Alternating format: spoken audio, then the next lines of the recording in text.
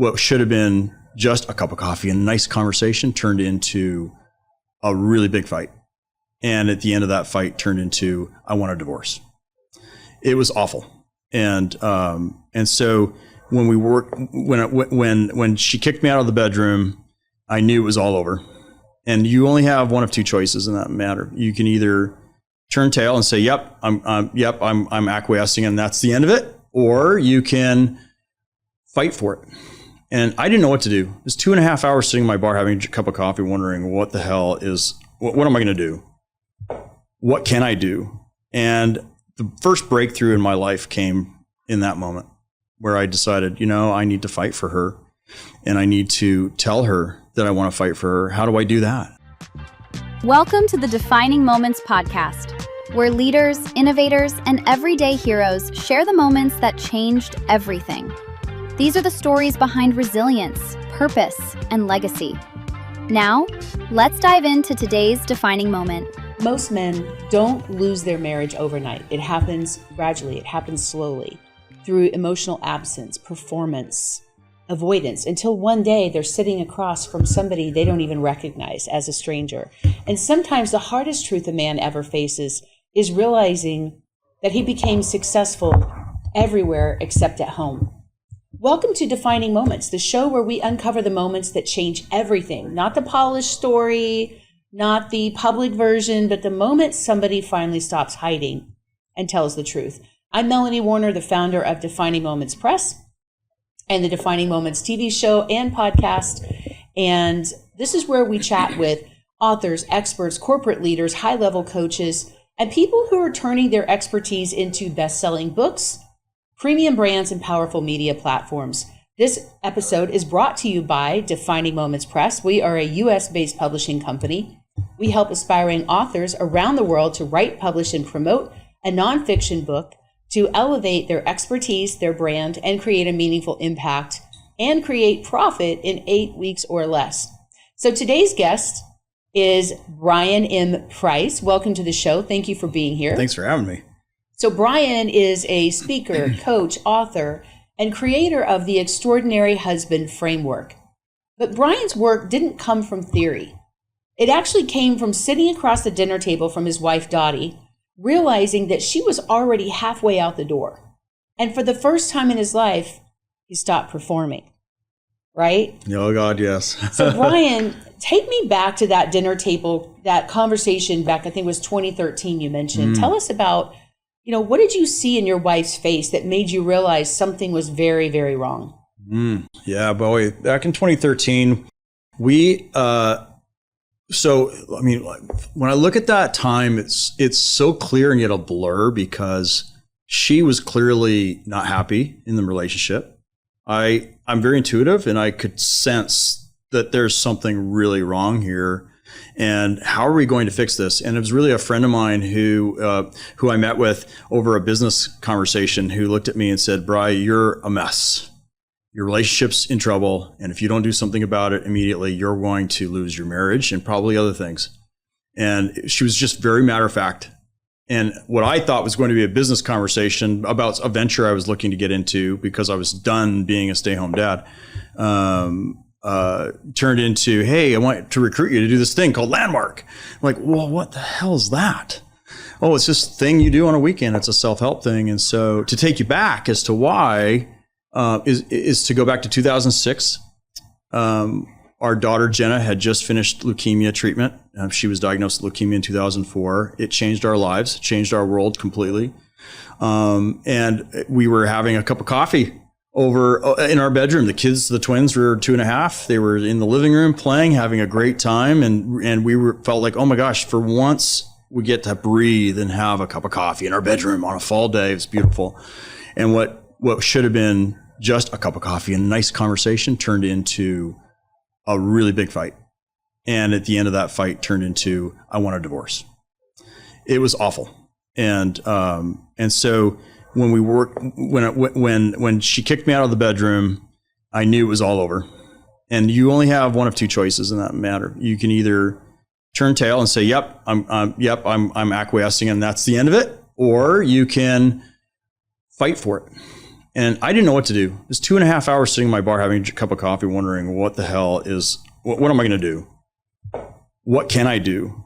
And the first breakthrough in my life came in that moment where I decided, I need to fight for her and I need to tell her that I want to fight for her. How do I do that? Well, you just march back up there and tell her.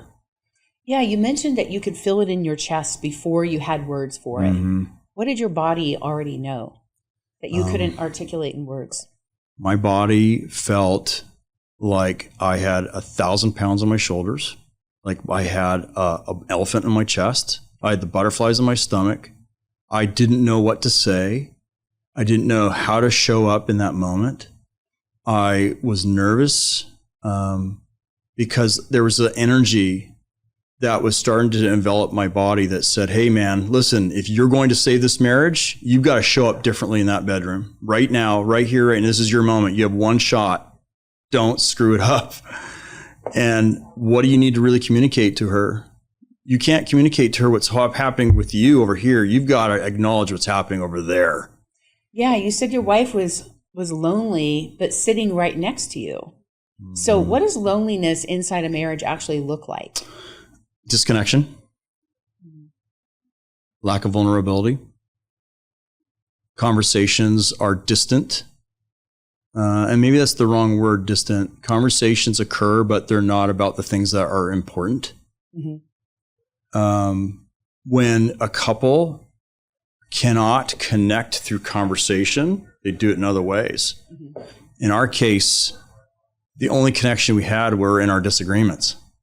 And it was really, really disempowering for both of us. It just exposed more of the cracks that had already existed in our marriage. But now we had this big trauma in our life with our daughter and her cancer and all the financial stresses. And it just exposed all the things that weren't right. And all the things that we both believed were all good in our relationship were not. And so we were extremely disconnected. We couldn't agree on anything. We couldn't even agree on what to eat together, let alone the big things, right? And you have so much that you're juggling that it just feels like you're so busy trying to balance everything. And then everything else is a priority. You have kids, you have work, you have all these things going on. Some people have pets, and then the relationship is always the very last thing at the end of the day that gets the least amount of attention because you're just so exhausted by the time the day is over. There's nothing left to give somebody else. You are. That's right. How many men do you think are out there performing strength instead of actually being emotionally present? Oh, well, to give you an actual figure would be difficult. But if I were to give you my intuitive answer, which is based on a lot of research and talking to a lot of men over the last several years, I would say the majority. Men are just raised differently than women. Men tend to look at the world through a totally different lens. We tend to be conquerors, and we tend to be the people that want to bring home, like there's an innate instinct to go and hunt and gather and bring things home to your family, to your wife, to your kids. And be rewarded for that and be acknowledged for that. Yes. I find that men tend to, not to generalize, but men tend to define who they are by what they do for a living, whereas women tend to define who they are by who they're with. That's right. So when there are cracks in the relationship, that's what makes women feel like we've failed in the relationship. Yeah. And whereas men tend to feel like they fail if they can't provide for their families. That's right. Their families. That's right. And so I found from my own example after being divorced and not knowing how to communicate when things went wrong, what's the difference between, there's some men who are just saying, well, I'm just being tough versus emotionally unavailable. No, that's a great segue for so many things to talk about. Toughness is really, it's really a man or a woman. Like it's not related to any particular sex. It's just a human being saying, I'm not letting you through this shell. I have a shield. I'm not letting you through. I can protect myself from whatever comes my way. So if it's a business setting, I'm protecting myself from being hurt or being overloaded or someone screwing me out of something, right? If it's in a marriage, that same context, that same thing shows up. I'm not going to allow you to judge me, belittle me. I'm not going to say something that might have you say something to me that'll trigger me. So it's better just to be quiet. Wear that shield everywhere and with everything. And so men are really, really good at this. Men are better at this than women, I think, in a lot of ways. Women tend to be more vulnerable. Men tend not to be. And that lack of vulnerability shows up in ways that literally can destroy a marriage. Why do you think so many men think that being a provider automatically makes them a good partner? That's a really great question. Probably because of tradition. I'd say that's a big reason, right? I mean, think about yourself within your own marriage and your own relationships. Like traditionally, I was raised where my mom was the nurturer, my dad was the protector and the provider, and they kind of had these roles, and my mom, was a stay-at-home mom, and she was always there for us, and like it was always there was like this unwritten contract that they had about the relationship, and anything to do with the home. My mom took care of the home and took care of the kids, and my dad literally just went to work. Yep. And as long as the bills were paid, and he worked, it was like everything was good. Yeah. And it seemed so simple then. It did. Well, you and I share that in common. My mom was also a stay-home mom until I was, 14, and went back to school, became a school teacher. And so, it was the same construct in our house. My dad was a school teacher, but he worked 24/7. I swear to God, I never saw the man. My dad was also a course master and a director and theater, and so he's a school teacher during the day and did all this other stuff at night. And you probably relate to that because a lot of production work, a lot of theatrical work, and being a professional musician and conductor, he was always in demand. So, but he didn't make a lot of money, and he's raising 4 boys. I'm the oldest of 4, and you've got my mom there running the show. But when he came home, she would literally acquiesce to him. Like he was now home. He was now running the house, running the show. Yeah. And so we learned, my brothers and I learned this really odd dynamic. I call it odd because it's something that I've had to deal with in my own marriage. And that is that my dad had it. It's my way or the highway. Like this is my way of doing things that create a lot of friction in our household. And so being a good provider doesn't mean that you're necessarily bringing home the paycheck, right?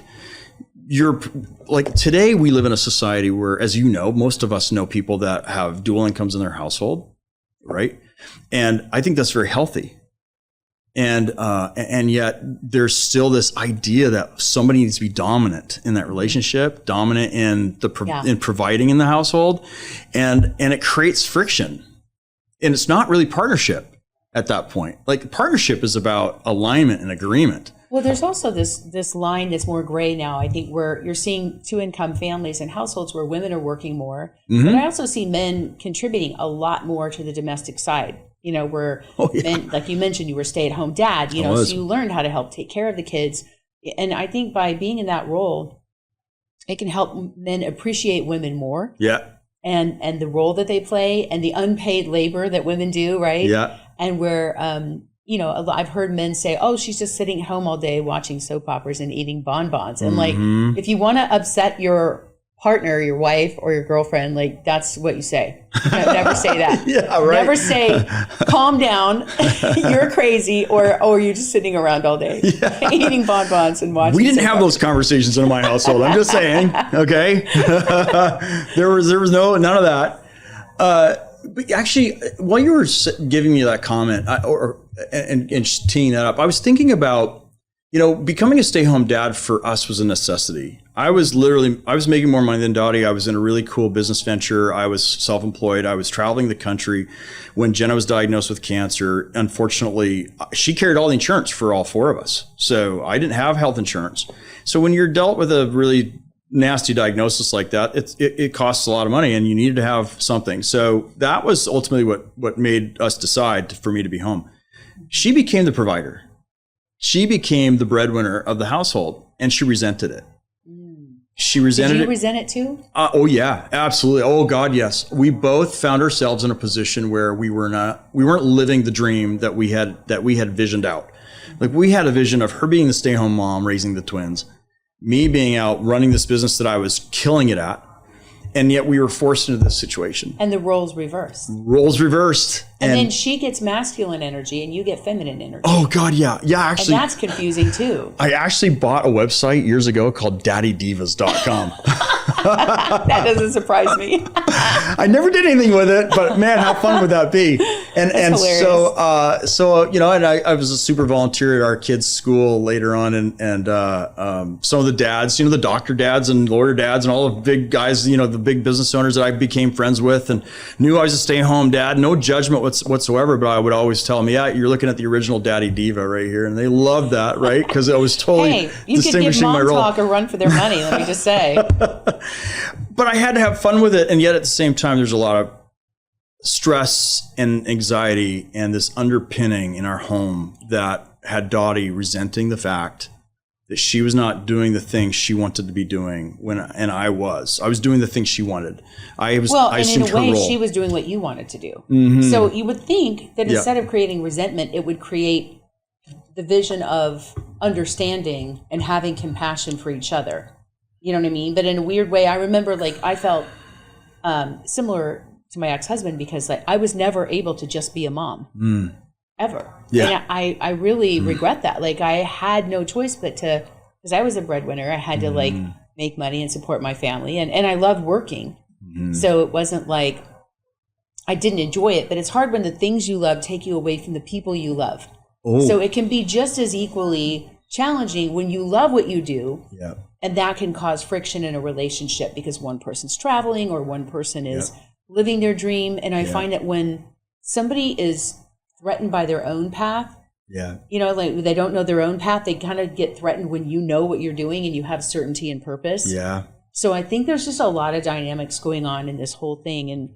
And I'm sure, you know, there are therapists that would have a field day with all of this. No question. And we did a lot of therapy, actually. You know, what's interesting about therapy, in my view, and that's speaking as a coach, is that therapy really has a place. And in our case, it really did help us in a lot of ways. But what it did not help us with was making some of the distinctions we're talking about here today. It helped us with kind of figuring out some of the things, the dynamics. But at the end of the day, I would tell you what it all boiled down to is ownership. And honoring those feelings. And that was where, when we come back to the 2013 question, that's really what that day was all about, which I'd be glad to share with you more. But I mean, at the end of the day, it was all about 100% about ownership. And I think too, most men are raised, don't be vulnerable. It's weak. There's no crying in baseball, right? No. We know that famous quote from A League of Their Own, where it was all women. Tom Hanks is a coach having a women's baseball team. And they're all emotional, right? And the idea is that men are supposed to be tough. They're not supposed to cry. So vulnerability equals weakness. So you said, when we were talking earlier, that vulnerability felt physically terrifying. Why was that? Yeah. Well, to your point, and I state this, if I could share, I state this in my upcoming book, that vulnerability for most men is a form of weakness, which you put it perfect. It's also, because it's a form of weakness, it's a chink in their armor, right? And if we all know one thing, it's that you have a chink in your armor, that's a place where if someone's going to attack you, they're going to attack that, right? They're going to attack that hole in your armor. If you show your enemy your weakness, they're going to attack you. And there it is. When you know their weakness, you know their vulnerability. Yes. Right. And in business, you have to be that way. But in your personal life, you have to have that trust enough with your partner where they're not going to exploit the weakness. That's right. And I think that most people keep that shield up for protection. They do. Well, and they look, to answer your question even deeper, in a deeper way, I firmly believe that a lot of successful men, especially successful men that are having troubles at home, are attempting to take those same principles that had them successful in their business or their occupation or their boardroom, and they're bringing those home. And they're thinking those same things that made them successful there are going to make them successful at home. But that, in fact, is the reverse. Is true, right? Yeah. They have to be something different at home, and they don't want to be. They want to just be that, because there they control their environment, their world. They're successful. They're creating wins every single day, and they come home and they're not creating those things. And so what is that really all about? Well, in the boardroom or their business, you're strategizing and you're governing and you're leading at a high level, right? You're conquering things. When you're at home, you have to be vulnerable and you have to lead from heart, and you have to be willing to take that armor off. And there's the disconnect, or part of it anyway. So what is a man to do in that situation? Well, it comes right down to really owning that there's a lack of authenticity happening there. Why do you think so many high-performing men, what do you think they misunderstand the most about love? Like you just said, they're crushing it at work. They're successful. I see so many amazing men getting stuck with the craziest women. You know what I mean? Like, I don't know what it, like they're succeeding at work, but then their personal life, they don't know how to, to translate that into a personal relationship. Yeah. Well, I think what they miss about love is that, well, first of all, it means something different to everybody, honestly, especially men. Some men think love is really having sex. Some men think love is taking flowers to your lovely wife every night or your significant other, or once in a while, taking them out to dinner. But at the end of the day, all those might acknowledge your love for somebody or your love for being with them, but none of that matters. It's the human-to-human connection that occurs that creates a loving relationship.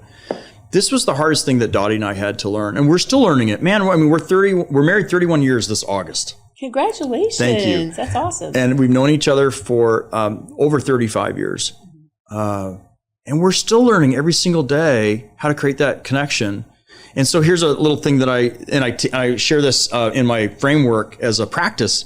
Dottie took off to Bellevue, Washington. We live in Spokane, Washington, and she was there for a meeting with the C-suite this last week. I had to give this big presentation to the CEO, and it's just an overnight. She was stressing about the whole thing. So 2 practices that I put into play to show her how much I love her. 1, when she's sharing something really deep and something really vulnerable, shut my mouth. Be quiet. Let the earballs do the work, not the big mouth, right? The earballs. And then number 2, acknowledge her in some meaningful way that doesn't take away from her feelings or from what she's up to. So here's how I practice that. I slipped a little, like I took a big sticky note and wrote on there, "I love you and I believe in you and you're going to crush it, love, B," and stuffed it in her suitcase. Why was it so secretive? It wasn't secretive. It was just that I knew that when she got to her hotel and she unpacked that bag, that was the very first thing she was going to see. And I wanted her to know that I was connecting with her, that I was sharing an acknowledgement with her, that she was that important to me at that moment in my life to communicate that to her. And I didn't have to do it in person. I didn't have to do it on the phone. And I got a text from her a couple hours later with a big heart emoji and just touched.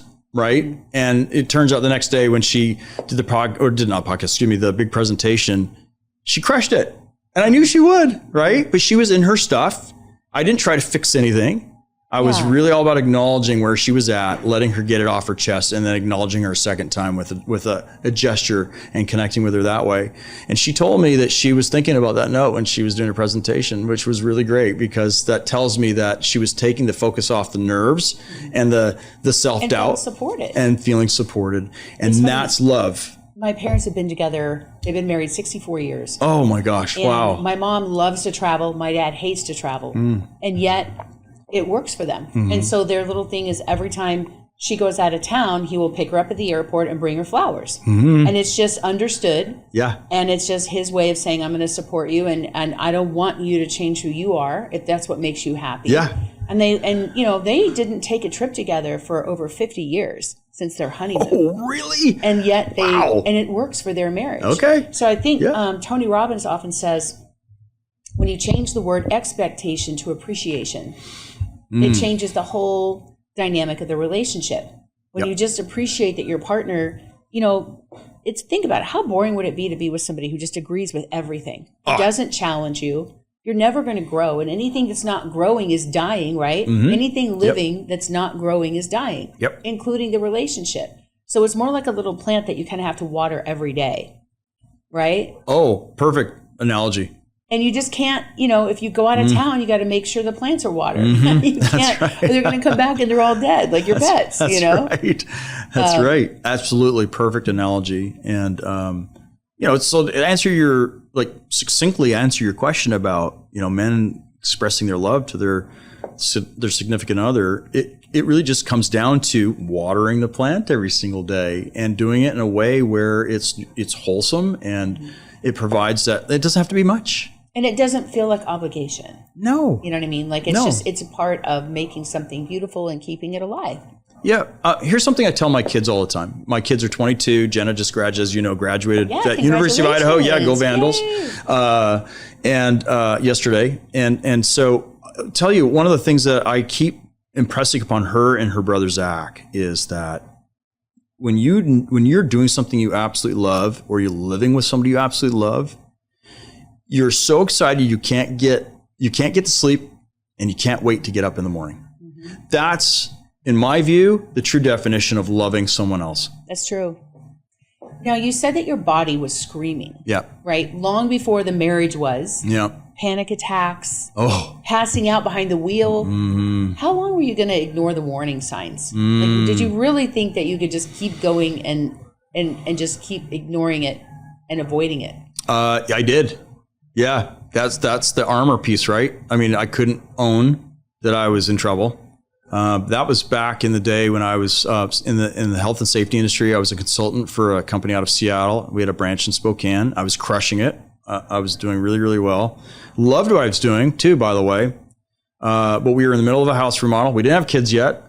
We were married only a few years, but had been living together at that point for under a decade. But clearly, we were really busy people. And yeah, I remember driving to a client's location up on north side Spokane, and fortunately for me, it was just a 2-lane road, not well traveled, and I passed out the wheel. Found myself waking up. I wasn't out for very long, but for whatever reason, my foot had slipped onto the brake, stopped the car into the grass on the median, not the median, but the shoulder, and so. That you'd think would be a wake-up call, Melanie. But no. Tough guy over here decided, no, just ignore it. Sweep it under the rug. I went home and told Dottie I had a little incident, but not a big deal. No accident. Thank God. Nobody died.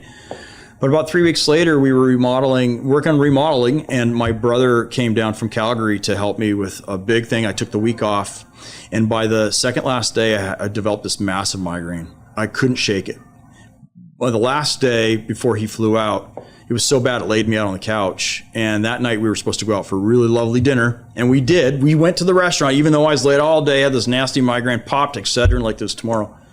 And we got to the restaurant and my heart started palpitating. Have you ever had a panic attack where your heart is racing to the point where you feel like it's going to beat out of your chest? That's me. That was me at the moment. And I mean, literally, I thought I was having a heart attack. Wow. And Dottie took me to the ER. She wanted to call 911. She got the restaurant involved. This is a 4-star restaurant, 5-star restaurant, whatever, really nice place. And I said, I'm like, no fuss, no muss, man. I don't that's part of the not wanting to be vulnerable. I don't want anyone to deal with me or deal with my stuff. I'll deal with it on my own. And that's part of that tough guy thing, right? The armor that is coming out. She takes me to the hospital, and 5 hours later, the doctor came back and said, man, you just had one hell of a high-powered panic attack. They tested me for everything.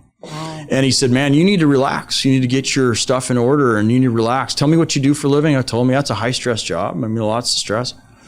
And he said, man, I recommend you take a vacation. I said, man, I was just on vacation. He said, well, man, you're screwed then. I don't know what to tell you. But that manifested from not just the stress from work. We all have stressful jobs. Look at you. I mean, you're amazing. You're doing so many amazing things with so many people and have so many projects all working simultaneously. But at the end of the day, if we don't deal with our stuff, meaning we're not owning our stuff, then that's when the bad things happen. That's when they manifest into physical stuff, right? You know what I found, Brian? Like, you can't outrun the pain. No. And most people, they run towards pleasure thinking they're going to avoid pain. And then they get there and they just find more pain. That's right. You know, and it shows up in the people closest to us. Do you think there's some men that they'd rather physically break down than emotionally open up? Oh, for sure. I would attribute a lot of divorces because of that. The fear overtakes the man or overtakes that human. And literally it's fear in play. I would rather not really get vulnerable and deeply share my stuff with my spouse and or own my stuff and be responsible for my stuff. And yeah, go ahead, walk away, do your thing. I'll just support you. And I found, I know as you do too, I'm sure I know a lot of people personally, friends, family that have divorced. Some under shitty circumstances, some really did fight for their marriages and couldn't save it because the two just couldn't align. Some were because of infidelity. Some were because of other reasons that we don't need to get into here. But most of those are because you have two people that aren't aligned. And how can you create alignment when one of them is so closed to creating that? Yeah. That's where that vulnerability piece starts, right? So, I think a lot of men would rather walk away from a marriage. I think that's part of why you see the divorce rate so high. And I'm not just saying men, by the way. There are plenty of the ladies out there that would also like to walk away, but for different reasons, perhaps, where they've just given up. In fact, there's a statistic, I remember sharing this with you when I saw you back in February, that 69% of divorces in this country are initiated by women. Wow. And when we get into the younger generation, more successful women, it's 90%. Wow. There was a Stanford study that put that number out. And when I saw that, it blew my mind. And one of the reasons, or the two top reasons were, one, lack of communication, and two, their partner was not willing to work on themselves, do their own deep work. What changed in your own relationship when you stopped trying to be right in your marriage?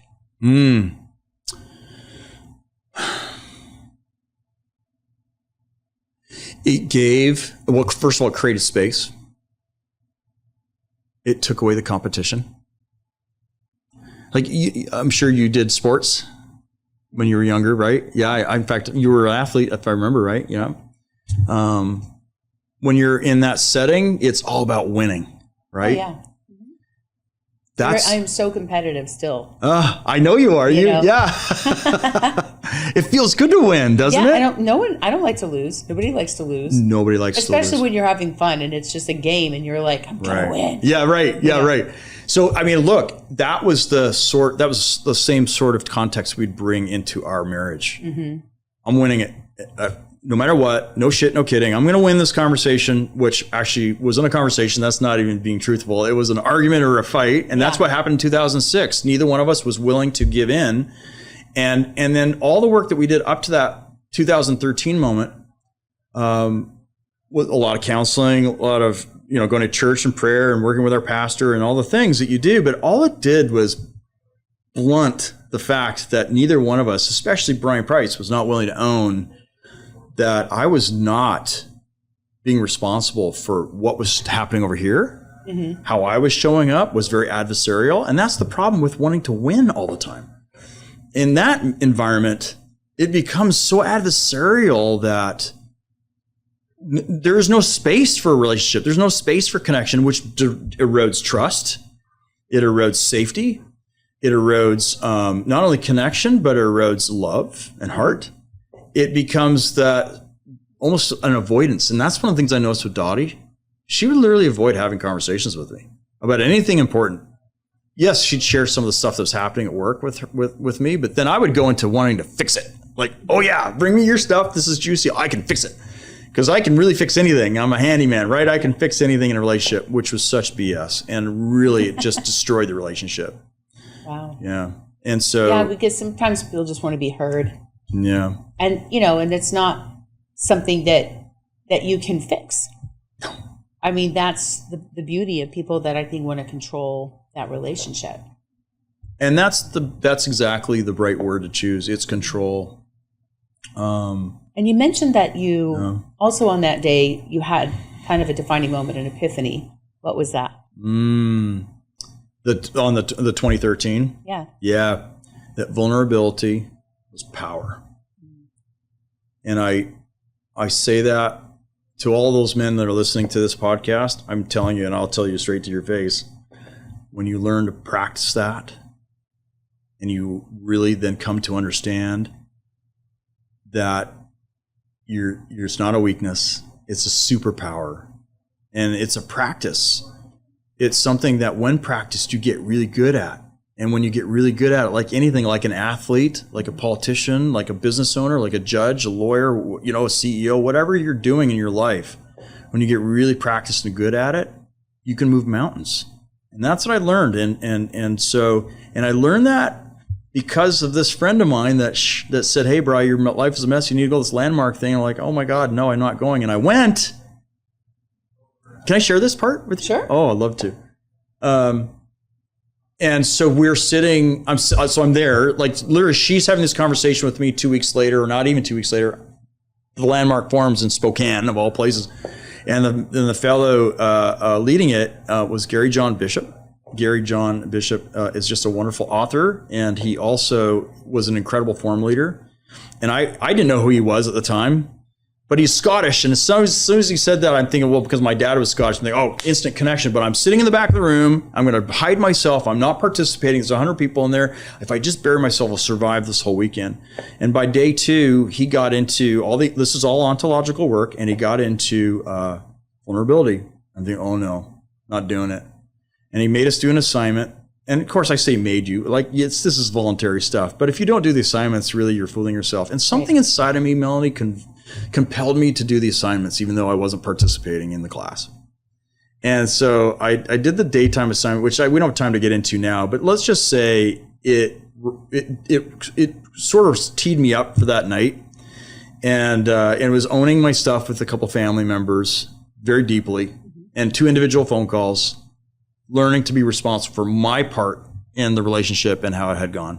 And we weren't even particularly on the outs either. I mean, it was just anyway. So we got back to the class that afternoon, and he started going deeper into this whole vulnerability thing. And I'm sitting there going, oh my God, please just stop talking, stop telling us about vulnerability. I'm not doing any more with this. This is bullshit. Oh, sorry, I don't mean to say that on your podcast, but I'm not doing it. I'm not doing any more of this. It doesn't work, you know? Yeah. And then he gives us the assignment that changed my life. I would like you guys to go home to your significant other in your home, or if you don't have a significant other, somebody else that's really important to you in your life. And I want you to have a conversation with them about all the things that you can own in that relationship. I'm like, own? What does he mean by own?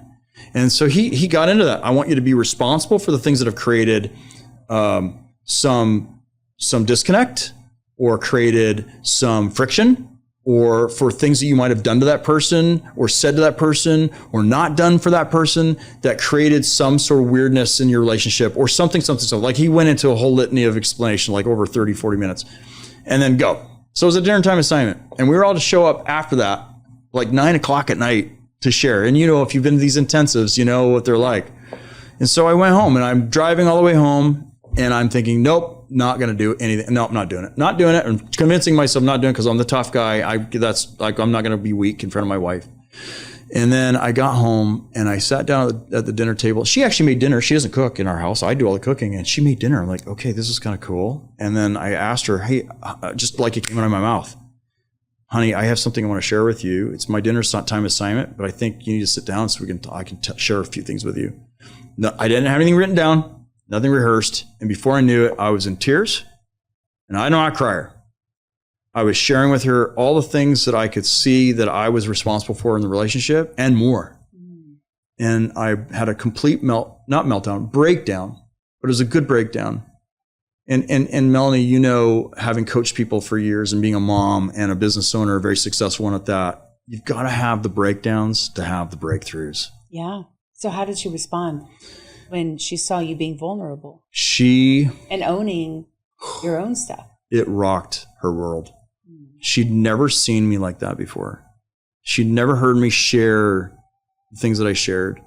She had never experienced me in that tone, in that level of heart, that level of, it wasn't self-deprecation. It was really more just ownership. Fully taking ownership, like extreme ownership.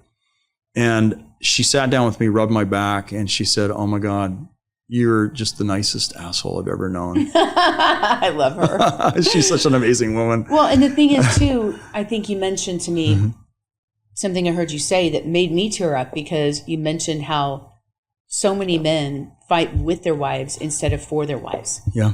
And so you also discovered that and started doing that every day. What does that look like for people? What does it look like to fight for somebody instead of with them? Yeah, I think it's a combination of a lot of things we talked about here today. It's first being willing to be responsible for 50% of the, you own 50, actually, let me rephrase this because this was a really important distinction and I'm not getting it right. Be responsible for 50% of the relationship, but own 100% of it. Yeah. Right. That's the way I want to phrase it. And I put that in my book. Did you guys hear that out there? and look. You got to remember the audience is here. We're having our whole conversation over here. Yeah. And what does that really look like in practice? Mm-hmm. Well, first, it looks like every day slowing things down. I call it the three-legged stool. For a man, it's about, and women too, by the way. I'm not dismissing women, but since we're talking in the context of the men, let's stay there. The three-legged stool is owning your spirituality, your mental state, which Tony Robbins speaks about ad nauseum, and I love his version of that. And then your physical state. Owning those three pieces are the three-legged stool. And then from there, taking on your own relationship, the relationship you have with yourself, is what I mean about the 100%. You can only be responsible for you, Melanie. You can only be responsible. Brian Price can only be responsible for him. I can't come to you and say, I need you to be responsible for my stuff. That's not how it works, but that's how a lot of men do it. I want mommy to be responsible for my stuff. Yeah, and that translates into a marriage sometimes. Yeah, that's true. Right? So in practice, it's getting your spiritual, mental, physical stuff handled. It's then taking on daily practices, weekly practices, and monthly, annual practices with your significant other, your wife, that acknowledge her, show her how much you love her, that you'd be willing to do whatever it took to be her spouse, that she's so important to you that you choose her every single day. It's not just choosing her at the wedding vows or when it's convenient or when she's said something nice about you. It's choosing her every single day and letting her know it. And I'll tell you how I put that into practice in 2006. This was the big breakthrough I had when she wanted to divorce me the first time. It was me going up to that bedroom and telling her, honey, I love you way too much to sign those divorce papers. I will never sign those papers.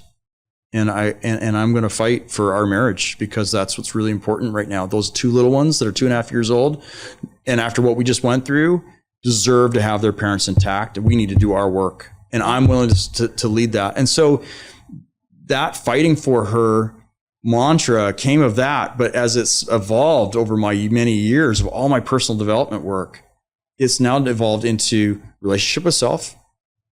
And then the whole thesis behind my book really is self-leadership. It's leading yourself first. Right. What surprised you most about what your wife actually needed from you? Whew, man, you hit me over the head on that one. Yeah. What surprised me most? It's probably gonna be different than what I put on your notes for you earlier, but I'm gonna just throw it out there. She needed her husband present. She needed her partner. The real version of you. Yeah. Not the public version of what you thought you were supposed to be. That's right. That's where the vulnerability, because it is aligned with authenticity. That's right. You know? So what does self-leadership look like today for men? Yeah, well, a little bit of what I just shared. Well, first of all, to segue off what you just said, if we were really to put self-leadership in like the full context it belongs in, it's exactly that. It's authenticity. It's this, the person you see in the boardroom or the person you see on camera or the person you see at home is the exact same person, and you never have to guess who that person is going to be. It's the person who's taking good care of themselves physically, mentally, and spiritually. It's the person who's constantly owning their stuff, being uber responsible for how they show up. And when they show up in a way that's disempowering, not only to themselves or to somebody else, they own it and they create a breakthrough around it, or they own it and they adjust around it. And so, like, for instance, if I miss a day at the gym, it doesn't kill anybody, but I'm out of integrity with a commitment I made to myself. So there's also an integrity piece to all this, and that is being your word. When you make a commitment, you're following through. And when you don't, you own that, not just with yourself, but you own it with your partner. Hey, honey, I missed the gym yesterday, and she'll hold me accountable, and I've empowered her to do that. Same with church. Same with other things that we've all both committed to. Same thing with the business stuff. So self-leadership is about partnering with your spouse to also become your accountability partner, to become your confidant, to become that person who's going to call you out on your stuff when you don't have the guts or balls to do it on your own. And that's incredibly important. So if a man's listening to this and thinks, that's me, everything you just talked about, where does change actually begin? And like, what's that first step? Yeah, so change begins when you make the choice. Choose to or choose not to, either way, it's a powerful choice, right? Yeah. You choose to shift something in your life or choose not to. If you choose to have a life that you love or a life that you're surviving, that's a powerful choice. So it starts with that. The first step after that is to really sit down. And again, like I said, I've said it over and over in our interview, it's about ownership. It's literally sitting down with yourself. You don't have to do it with somebody else. You don't have to sit down with your wife and do this, or with your dad or your mom or your brother or sister or your business partner. You just sit down by yourself in a quiet space and start writing down all the things in your life that you're out of integrity with. All the things that you can own that you've done to create a shitty relationship with your wife. I remember I had a counselor that did that when I got married, and she said, make a list of all the horrible things your husband did to you. And I made a list of every horrible thing. It was like 4 pages, or 14 or something. It was horrible. It was like 16 years of marriage. So it was like this long list of things. And then she said, now, when you have that word that says, he did this, cross out the word he and put I. And I started reading through it and go, everything I'm mad at him that he did to me, I did to him too. And when you start to realize that, it just makes you realize like how much you've let down that other person. But it's so much easier to be the victim and just blame everybody else. It's eye-opening, isn't it? It really is. It's a great tool, by the way. It's a beautiful tool. And of course, coaching is not a psychological modality. So I want to make sure I'm very clear on that distinction. I'm a member of the ICF, and so I have to be very clear about that. However, in a case like that, a tool like that creates an awareness. And I think if you're talking about a first step for somebody, really, it's 100% about awareness. And what that counselor, sounds like an amazing mental health counselor, by the way.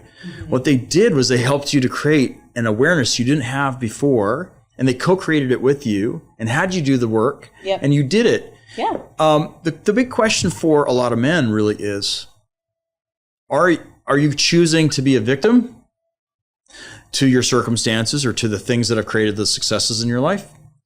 Or are you choosing to be someone who's going to thrive and move through the process where you create the breakthroughs, right? Yeah. Well, something to think about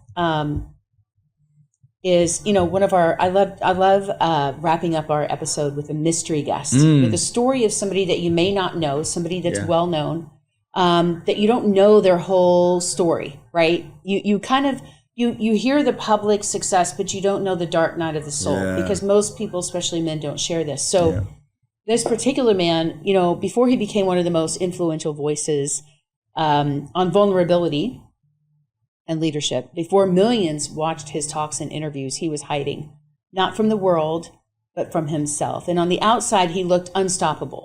He was big, he was buffed, he was an NFL player, he was an actor, he was strong, he was funny and successful and handsome, and he seemed like he had it all going for him. But behind closed doors, his marriage was crumbling. And the thing that threatened to destroy it wasn't another person. It was secrecy. It was addiction, performance, emotional disconnection. And he later admitted that he spent years believing that strength meant control, never showing weakness, never letting anyone see fear, never admitting pain. But eventually the mask cracked. And his wife reached a point where she was done. And for the first time in his life, he stopped defending himself. And he stopped blaming, and he stopped performing, and he took the mask off, and he started telling the truth, but not the polished truth, the ugly truth. And the kind that could cost you everything, especially when you're in a public space and you're under this microscope of judgment from people. And he chose vulnerability. Brilliant. And That led to responsibility, ownership, presence. And that decision didn't just save his marriage, it transformed his entire identity. And that is the defining moments of Terry Crews. Oh, Terry Crews. Because the strongest thing he ever did was stop pretending that he was fine and be real with himself. And so when you think about that story, Brian, and what's powerful is that the breakthrough didn't happen when he became stronger. It actually happened when he stopped hiding. That's right.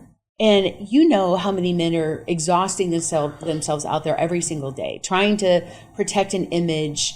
And while quietly they're losing the people that they love the most. And more importantly, they're losing themselves, this piece of who they really are. Yeah.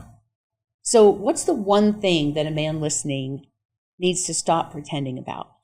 Well, first of all, they need to watch more Terry Crews material, because awesome. Bravo to Terry. I mean, amazing. People think he's just a funny host on a TV show. You know what I mean? But he's been through a lot. You didn't know that, did you? I didn't know that about him. Well, but you raise an like an amazing point. That is the rub for most people. Like, you would see in our household, you would have seen something similar.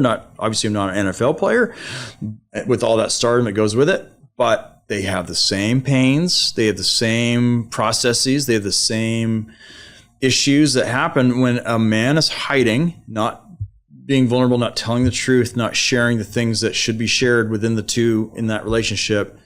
It doesn't matter if you're a multimillionaire or you're a massively popular NFL player, or you're Brian Price that's, stay home dad, daddy diva, right? You're still subject to the same challenges, to the same results. And the fact that he was able to turn all that around and create that massive breakthrough was the thing that his wife responded to that. Absolutely. Right. And I'm singling out his wife for a minute. I want to give her massive credit, because honestly, his wife is the hero in this story, not Terry. And I would share the same thing about my wife. The things that they endure, the things that she endured, I can only imagine behind closed doors. But yet they had to keep this public persona. It's exhausting.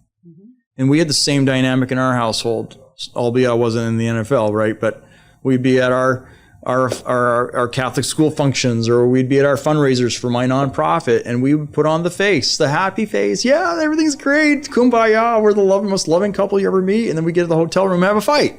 Yeah. Or we get home and have a fight. And we'd have a disagreement. And it was so toxic. So again, kudos go to Terry's wife, go to my wife. The true heroes in this are the ladies who have decided to stay committed, go through the endurance. It is an endurance race. And then have their husband actually turn it around is the payoff. And there you have it. There it is. Yeah. So if somebody's watching this and they want to get more involved, if they want to read your book, if they want to work with you, maybe as a coach, and all the different things that you're doing, tell them a little bit more about how to get in touch with you and where they go from here. Oh, I love that. So I am probably the easiest guy you'll ever meet to get a hold of. First of all, if you want a really easy access to socials, LinkedIn is the best way to do it, and it's the handle is Brian M. Price. And if you would like to work with me, or you'd like to just inquire about my book, we have a new website being launched pretty quickly. And so it'll be brianmprice.com. And I'll be providing you with the QR code, obviously, here today for the book itself. The book we're thinking is going to be Fight for Her, Not With Her. Although the title, even though we're launching here in a month and a half, like we're in pre-launch, but the title is just, we're tweaking it right now. Yeah.